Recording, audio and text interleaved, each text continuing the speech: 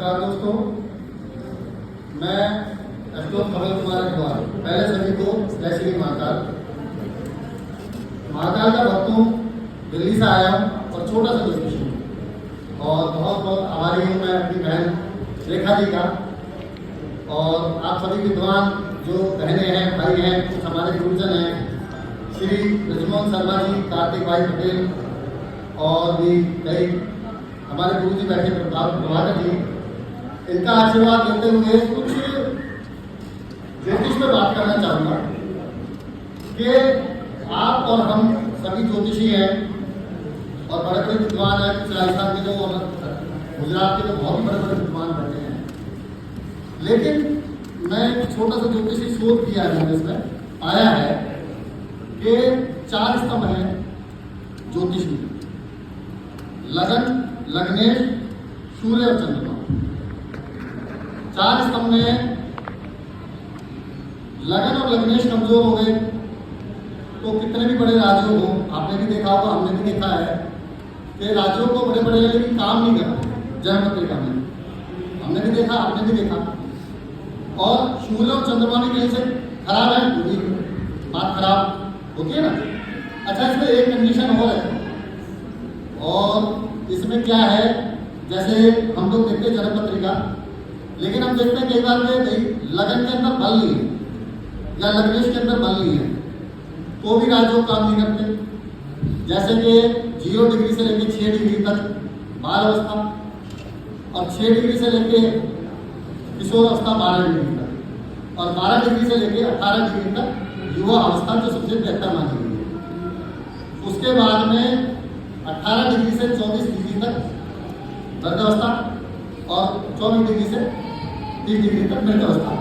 ये 5 अवस्थाएं हैं हमारे लगन की भी और लग्नेश की भी। वही स्थिति अगर लग्नेश की है, मान लीजिए 0 डिग्री का है या 29 डिग्री 30 डिग्री का है, तो मुझे लगता है कि राजयोग किसी काम नहीं आता। लेकिन वही लगन और लग्नेश अगर मजबूत हो जाते हैं तो काफ़ी अच्छा रिस्पॉन्स देखा है मैंने भी ज्योतिष में। इसके साथ साथ एक चीज़ और देखी है मैंने कि पाप ग्रह लगन में बैठ जाए या लग्नेश पापी ग्रह के साथ बैठ जाए तो भी जातक की जिंदगी खराब देखी गई है। राजयोग तो बड़े बड़े हैं लेकिन होता कुछ नहीं है। लग्नेश 6, 8, 12 में चले गए तो दुर्योग बन गया। किसी पापी ग्रह के साथ में चले गए तो परेशानी होगी और लगन में कोई पापी ग्रह बैठ गया तो परेशानी होगी। ऐसा होता है ना। लेकिन उसके बाद भी हम देखते हैं कि कई जातक हैं बहुत ऊंचाई प्राप्त करते हैं, लग्नेश भी कमजोर है और लगन भी कमजोर है। इसके बाद भी तो कारण क्या है? कारण इसमें 2 देखे मैंने। एक तो लगन में बल दिखा सबसे ज्यादा कि लगन में बल है, मतलब शरीर हमारा मजबूत है तो काफी अच्छी स्थिति देखी। दूसरा यही लग्नेश नौवांश में अगर बलवान हो गया है तो मुझे लगता है कि जातक में 80% जंग जीत गई, ऐसा मुझे लगता है। दूसरा, लगन और लग्नेश देखने के बाद हम देखते हैं सूर्य और चंद्रमा को।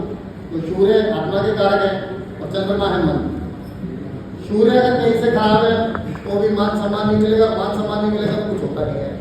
लेकिन सूर्य मान लीजिए कार्तिक का महीना भी चल रहा है, अब कार्तिक का महीना 30 दिन का या 31 दिन का है तो इसका मतलब ये तो नहीं है कि जितने बच्चे पैदा होंगे कार्तिक में वो सारे बेकार हो जाएंगे, ऐसा तो नहीं हो सकता ना। यही सूर्य अगर नौवांश में अगर बढ़िया हो गया तो मुझे लगता है काफी बल आ गया जातक के अंदर, काफी अच्छी स्थिति उसकी हो जाती है। अब बात करते हैं चंद्रमा के ऊपर। मैं हो सकता है आपका टाइम ले रहा हूँ। चंद्रमा एक ऐसा ग्रह है दोस्तों, वैसे बड़े बड़े विद्वान बैठे हैं, मेरी छोटी सी रिसर्च है, जल्दी किसी को समझ नहीं आता, किसी को, मेरे को भी नहीं आया आज तक। मैं भी काफी छोटे टाइम से रिसर्च कर रहा हूँ उसकी। चंद्रमा 95% पत्रियों में खराब मिलता है। एक बात 5% ही ऐसी होंगी जो बढ़िया है लेकिन वो खेती कुछ नहीं कर पा रहे। लेकिन जिनका चंद्रमा खराब है, हम जो किसी कई बार तो जातक की पत्रिका देख के डर जाते हैं, कई बार उसको डरा देते हैं कि भैया तू तो आत्महत्या कर लेगा या नींद पागल हो जाएगा। बहुत सारी बातें हम करते तरह हम भी करते हैं तो। लेकिन उसमें एक चीज मैंने देखी है, चंद्रमा और लग्नेश को नौवांश में अगर बल मिल गया तो जातक बहुत अच्छा कर लेता है। चंद्रमा जन्म पत्रिका में तो खराब है, मान लीजिए शनिदेव के साथ है, राहु के साथ है, केतु के साथ है तो खराब। मंगल की साथ भी होने के बाद भी चंद्रमा कहीं ना कहीं से विचलित करता है, क्योंकि मंगल की राशि में नीच हो जाता है, ठीक है ना, क्योंकि उसके अंदर उग्रता इतनी आ जाती है सामने वाले को समझता नहीं कुछ भी। अब चंद्रमा नवांश में अच्छा हो गया, बल मिल गया उसको, तब क्या होगा? तब मेरी छोटी सी रिसर्च